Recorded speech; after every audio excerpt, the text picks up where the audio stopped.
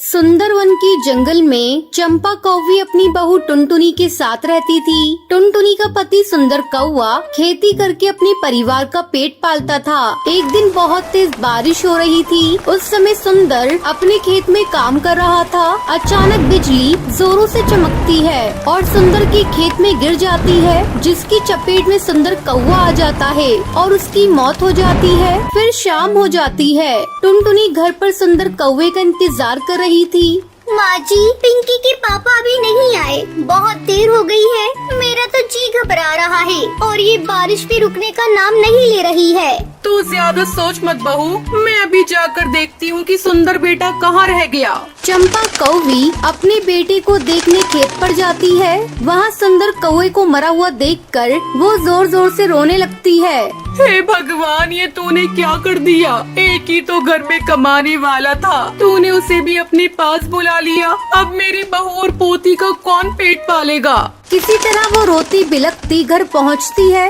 टुनटुनी बहू, हम लोग लुट गए, बर्बाद हो गए। क्यों माँ जी, क्या हो गया और ये कहाँ है? जल्दी बोलिए माँ जी, मुझे बहुत डर लग रहा है। बहू, सुंदर पर बिजली गिर गई और उसकी मौत हो गई। इतना सुनते ही टुनटुनी बेहोश हो जाती है। थोड़ी देर बाद बड़ी मुश्किल से टुनटुनी को होश आता है।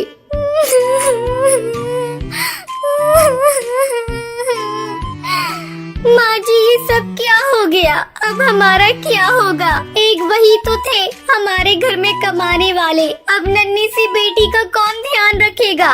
इस तरह कई दिन गुजर जाते हैं। टुनटुनी की हालत चंपा कौवी से देखी नहीं जा रही थी। वो टुनटुनी को समझाने लगती है। बेटा टुनटुनी, कितने दिनों तक सुंदर बेटा की याद में इस तरह रोती रहेगी? तूने कई दिनों से कुछ खाया भी नहीं है। जरा अपनी बेटिया को तो देख, तुझे दुखी देखकर ये भी दुखी है। ये तो खेलना कूदना भी भूल गई है और मैं भी बूढ़ी हो चुकी हूँ। अब तुम्हें ही अपनी बेटी के बारे में सोचना होगा। हाँ माँ जी, आप सही कह रही है। मैं कल ही जाकर कोई न कोई काम ढूंढने की कोशिश करूँगी। अगले दिन टुनटुनी काम की तलाश में दूसरे जंगल जाती है। वो देखती है कि एक खेत में कुछ पक्षी काम कर रहे हैं और पास में उस खेत का मालिक बाज एक कुर्सी पर बैठा हुआ है। टुनटुनी चिड़िया उसके पास जाती है। मालिक, क्या मुझे भी आपके खेत में काम मिलेगा? मैं एक दुखियारी चिड़िया हूँ, मेरे घर कोई और कमाने वाला नहीं है। ठीक है, तू भी लग जा काम पर। टुनटुनी चिड़िया खेत में काम करने लगती है, लेकिन उसका मन काम करने में नहीं लगता। ये देखकर खेत का मालिक उसके पास आता है। तुझे तो ढंग से काम करना नहीं आता, चली जा, यहाँ तेरे लिए कोई काम नहीं। दुखी मन से टुनटुनी घर लौट आती है।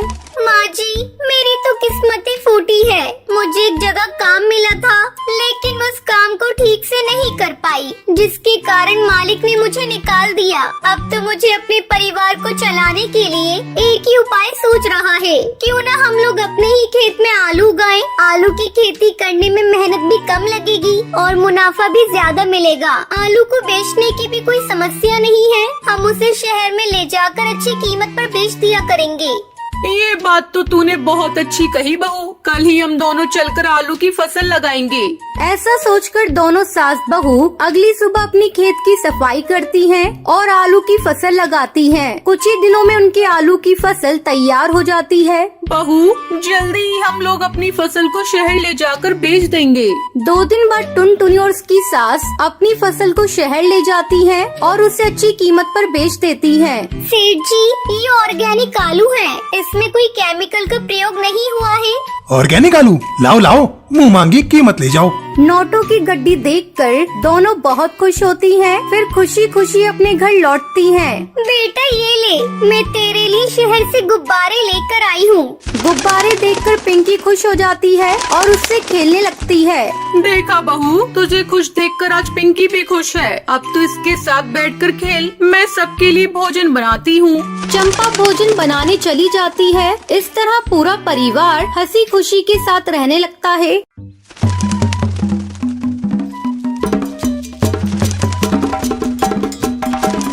टुनटुनी और मोंटू कबूतर की कल ही नई नई शादी हुई थी। एक दिन मोंटू कबूतर की माँ अपने बेटे और टुनटुनी से कहती है, बेटा तो टुनटुनी को लेकर हनीमून पर चला जा। मैंने तुम दोनों की शिमला की टिकट बुक कर दी है। लेकिन माँ जी, आप अकेले यहाँ कैसे रहेंगी? बहू तू चिंता मत कर, मैंने तेरी बुआ सास को यहाँ बुला लिया है। अगले दिन टुनटुनी और मोंटू कबूतर हनीमून मनाने के लिए शिमला के लिए निकल जाते हैं। अरे साफजी, आगे हवाई मोटर लेकर मत जाइए। भारी बर्फबारिश की वजह से आगे लैंडस्लाइड हुआ है, सारे रास्ते बंद हैं। मोंटू, चलो वापस चलते हैं और कहीं होटल में रुक जाते हैं। टुनटुनी और मोंटू वापस जाने लगते हैं, तभी एक तेज हवा का झोंका आता है और मोंटू का हवाई मोटर एक पेड़ से टकरा जाता है। इस हादसे में मोंटू की मौत हो जाती है और टुनटुनी घायल हो जाती है। जब टुनटुनी को होश आता है तब वो देखती है वो एक हॉस्पिटल में है।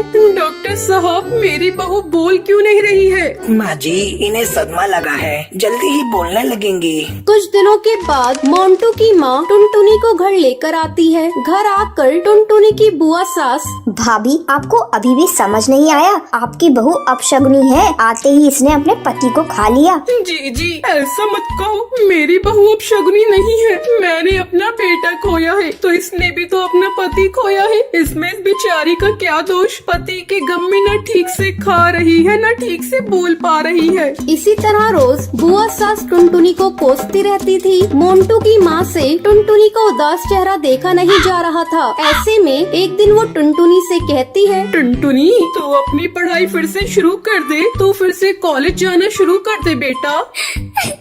माँ जी, मुझसे पढ़ाई नहीं होगी, मुझे मोंटू की बहुत याद आती है।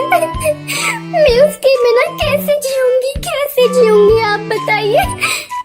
मेरी बच्ची, होनी को कौन टाल सकता है? मैं तुम्हारे साथ हूँ। मैं कल ही तुम्हारा एडमिशन कॉलेज में करा दूंगी। भाभी, तुम पागल हो गई हो क्या? विधवा बहू को कॉलेज भेज रही हो? अब तो इसे भगवान का भजन कीर्तन करना चाहिए, ना कि पढ़ाई।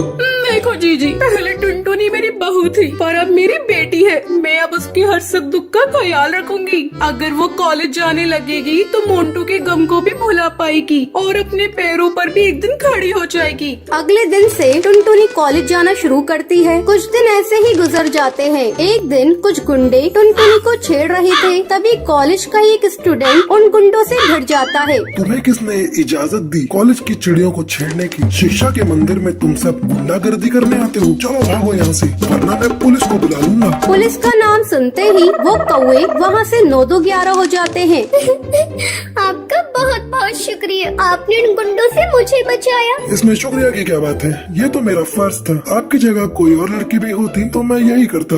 धीरे धीरे उन दोनों की नजदीकियाँ बढ़ने लगती हैं। टुनटुनी, तू हीरो से प्यार करती है तो उससे शादी क्यों नहीं कर लेती? क्या बताऊं बुलबुल, मैं विधवा हूँ, पता नहीं इसके घर वाले मुझे स्वीकार करेंगे या नहीं। ये बात जब टुनटुनी की सास को पता चलती है तो वो हीरो को बुलाती है। बेटा, मेरी जिंदगी का कोई ठिकाना नहीं। तुम बुरा न मानो तो मेरी बहू से शादी कर लो। माँ जी, इसमें बुरा मानने वाली बात कैसी? मैं टुनटुनी से शादी करने को तैयार हूँ और मैं अपने परिवार वालों को भी मना लूंगा। और कुछ ही दिनों बाद टुनटुनी और हीरो की धूमधाम से शादी हो जाती है। तो ये थी आज की कहानी। क्या आपको पता है मोंटू और टुनटुनी हनीमून मनाने के लिए कहाँ जाते हैं? अगर आपको पता है तो आप हमें कमेंट करके जरूर बताएं। अगर आपको ये वीडियो पसंद आई हो तो इसे लाइक और ऐसी कहानियाँ देखने के लिए मेरे चैनल को सब्सक्राइब करना ना भूलें। गोपी चिड़िया अपने पति अहम कौवे और अपनी बेटी मीरा के साथ सुंदरवन जंगल में रहती थी। अहम कौवा जिगरबाज के यहाँ काम करता था और अपने परिवार की खुशियों का ख्याल रखता था।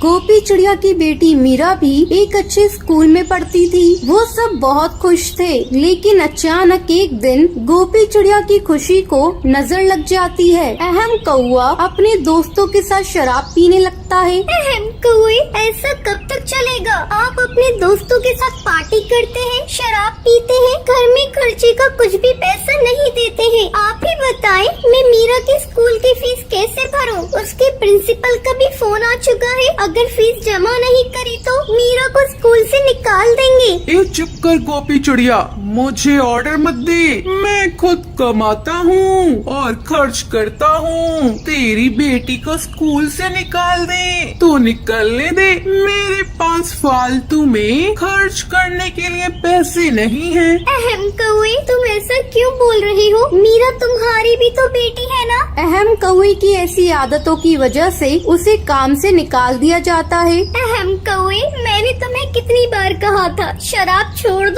दो, लेकिन तुमने मेरी बात नहीं मानी। देखो तुम्हें काम से निकाल दिया ना, मेरी बच्ची को भी स्कूल से निकाल दिया क्योंकि तुमने टाइम से उसकी स्कूल की फीस जमा नहीं की। अहम कौवा गोपी चिड़िया की बातों का कोई जवाब नहीं देता है। अब मैं क्या करूं? कैसे घर चलाऊं? घर का राशन भी खत्म हो गया है। एक दिन मीरा गोपी चिड़िया से खाना मांगती है। माँ, मुझे जल्दी से खाने के लिए राजमा चावल दो। अभी दे रही हूँ बेटा, तुम बैठो। गोपी चिड़िया मीरा को राजमा चावल देती है। तभी गोपी चिड़िया की सहेली राशि चिड़िया वहाँ पर आती है। आओ राशि चिड़िया, तुम भी राजमा चावल खाओ। राशि चिड़िया राजमा चावल खाकर गोपी चिड़िया से कहती है, गोपी चिड़िया, तुम्हारे हाथ में तो जादू है। तुम्हारे हाथ के बने राजमा चावल बहुत ही स्वादिष्ट है। लेकिन एक बात मेरी समझ में नहीं आ रही, तुम इतनी कमजोर कैसे हो रही हो? तुम्हें कौन सी चिंता खाई जा रही है?